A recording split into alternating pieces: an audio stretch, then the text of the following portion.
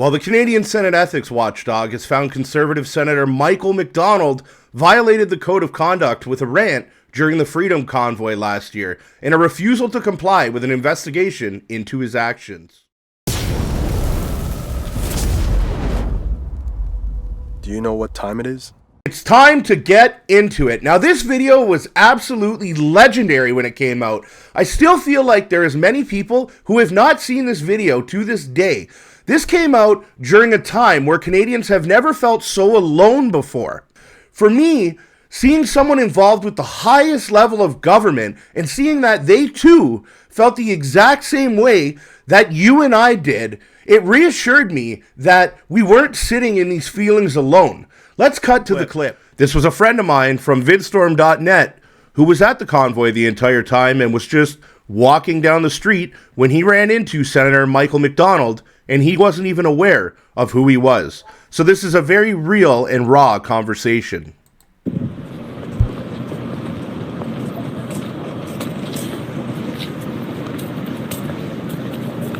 How you doing? Good, yourself? Not bad. Right on. Where you went from? Pardon? Where you went from? Toronto. How are you? Yeah. Good man yourself. Right on. Where are you from? Local? Nova Scotia. Nova Scotia. Yeah. Right on. Yeah. Thanks for coming down, brother. Right on. I'm not coming here. I work here. Oh, you work here? I do. Oh, right on. I do. Don't put that on. I don't want to be recorded. Right? Okay. Just want to talk to you as a friend. Sure. Talk to me, brother. Right? This is sound card. What I have to. This is sound card. Oh, yeah. No, people don't realize nothing that any freedom in this country anymore. Are we a country anymore? We're going to sit around with a bunch of fucking androids being told what to do? We will! I agree, brother. No, fucking I like this. Right? How old are you? 37. I'm 67. Right? 67? Yeah. I'm so happy with the people that see hills up around. Beautiful. I think they have courage and integrity and determination. Come out and hold the ground. Mm-hmm. This country is full of people with no courage. It's full of Karens and silly people and people with bad judgment. And we criticize them. But people with better judgment have to prevail. Yeah, absolutely. People with better judgment have to step forward and say enough. Mm-hmm. 100%. Right? What do you do? I'm a streamer. Well, my day-to-day is I'm a plumber. Are you? Yes, sir. There we go, guys. The world needs plumbers, brother. Yes, sir. Yeah. Too many people going to university and taking useless degrees. Mm-hmm. I always say, we should be, instead of subsidizing people's university degrees, let's produce more pipe fitters and plumbers and electricians and journeymen and carpenters and stationary engineers and people that actually do things that are useful to people. Yeah, 100%. Instead of virtue signaling and you won't know why, you can never guess why. I do not know. I I'm a don't. senator. Oh, yeah? Okay. I'm the only conservative senator from Nova Scotia. 10. I'm the baby of 10. My father went to sea when he was 12 to raise his family. He worked hard his whole life for everything.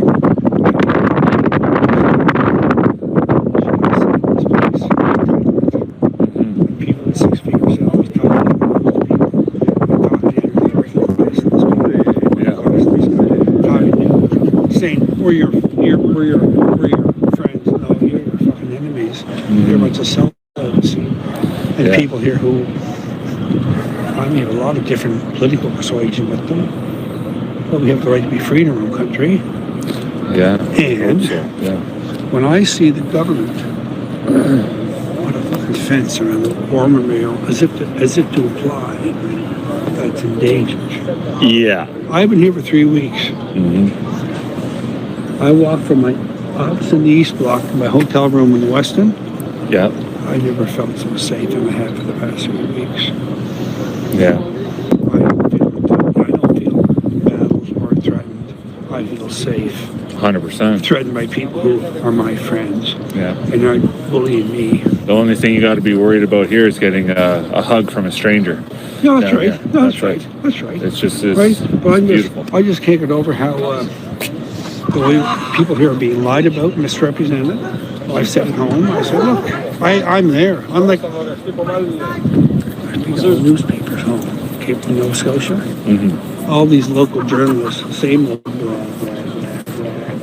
regurgitating what they're told out of CTV or CBC or Global. Yeah. I said, I'm there every day. I've been here every day for the last 3 weeks. Walking through everybody. Nothing but peace. Don't do it telling me there's a problem. Yeah. Yeah. I know the difference. Right. I know it because I'm living it. Yeah. And you're representing these people this way. If you think this is only truckers, there's a hell of a lot more than truckers. Yeah. Oh, yeah. It's There's a cross-section of Canadians that said, we have had enough of the bullshit and the duplicity and the lies and the social management and the bullying and the control freaks and everything else, right? And we're up against a lot. I mean, the country's full of Karens. My wife's a Karen, scared to death. Oh, I just wish they'd leave. I said, let them leave. I said, I don't care if they leave in Windsor or in the other places where they're shutting down transportation. Mm-hmm. But in Ottawa, I don't want them to leave. Yeah. And well, everybody's watching. This is worldwide. And Everybody's watching. People say, I hear this all the time. They're in our city. It's everybody's fucking city. This is the capital of the country. Not your goddamn city. Yeah. Just because you have a 6-figure salary and you work 20 hours a week, or you haven't worked full week in 2 years. Yeah. Yeah. No, it's sickening. Yeah. It's sickening. I hear you, brother. Right? It's sickening. Look, Thanks, my man. I really appreciate talking to you. I grew up with nothing.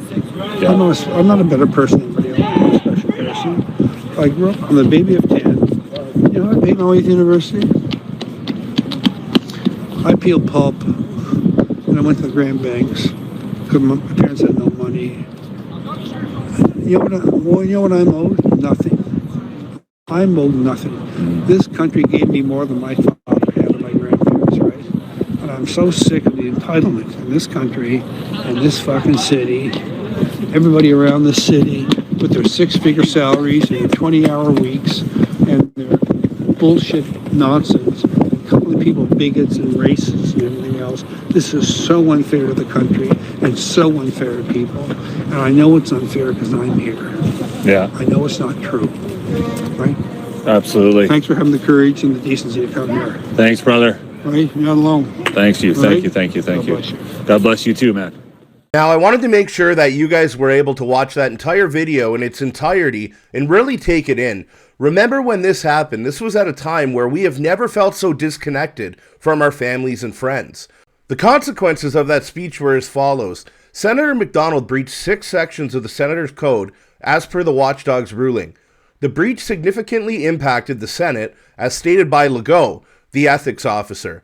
Macdonald's conduct included denigrating citizens during a state of emergency, violated the standards of dignity and respect senators are held to. Despite an investigation initiated by peers and suggestions for remedial actions, Macdonald rejected the seriousness of his conduct. Refusal to cooperate with the investigation and attempts to steer the inquiry process led to the ethics officer recommending Senate sanctions against him. The matter now rests with the Senate's Conflict of Interest Committee, highlighting a rare instance of a senator challenging the establishment inquiry process. Now we'll jump to the clip of Senator Macdonald apologizing to the chamber.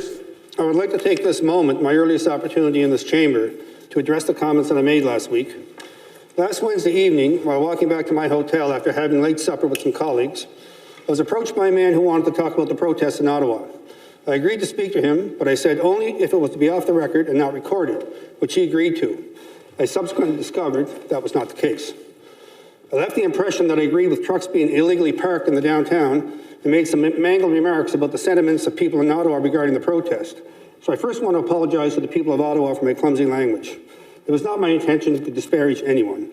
But like so many Canadians, I am mentally exhausted after 2 years of lockdowns and a third year facing more of the same. It was the demand to open this country back up that I support, something that was initiated by the truckers and later supported by those many Canadians from across the country who showed up on Parliament Hill. I appreciate how frustrating this has been for the people of Ottawa. Over the past 12 years, I have experienced many noisy demonstrations on the lawn in front of Parliament directly below my office. I don't always agree with the causes being advanced, but I strongly believe in the right of peaceful protest. When I arrived for work over 3 weeks ago and saw the trucks all over Wellington Street, I couldn't believe that this was allowed to occur. Ottawa has a professional, well-trained, modern police force which, if properly directed, is more than capable of preventing a situation like this from developing. This failure is the responsibility of City Hall. Yes, I am one of those many fortunate people in this country who didn't have to worry about the pandemic affecting my regular paycheck because I am paid by the taxpayer. Politicians and bureaucrats at all three levels of government nationwide, academics, teachers, military people, anyone drawing a good pension, anybody directly or indirectly paid by the taxpayer right across this country, endure the restrictions put on people's lives with little worry. But over half the people in this country don't have that security. That was the real sentiment that I was wanting to express, that those of us in secure positions should put ourselves in the shoes of those in Canada that don't have income security and certainty. It's time we stand up for those working men and women who only get paid when they create their own income. In today's Canada, families are being destroyed, businesses are being lost, depression is rising, children are falling behind in their education. I have never seen this country so unhappy and divided, and people so stressed. A lot of people are falling through the cracks. And if this unfortunate episode brings some attention to this unacceptable truth, then my present embarrassment will have accomplished something positive. I can assure all of my colleagues that I am contrite. I've always tried to be a responsible and actively engaged senator, and I love this city and working towards the betterment of my country. I'm sorry for those I have disappointed. I particularly want to apologize to my wife, who is the salt of the earth and the rock of my family. I expect better from me, and I will do better going forward. Thank you. Well, I couldn't think of a more perfect example to show you of what happens when you go against the grain. There we have it. We have Senator Macdonald, who feels the exact same way as everyday Canadians. And when he finally has the courage to talk about it with residents in the streets, it gets captured on camera. It goes out, people see it. And what happens? He is absolutely forced to apologize. If you enjoyed this video, please like, share, and subscribe to my channel for more content like this.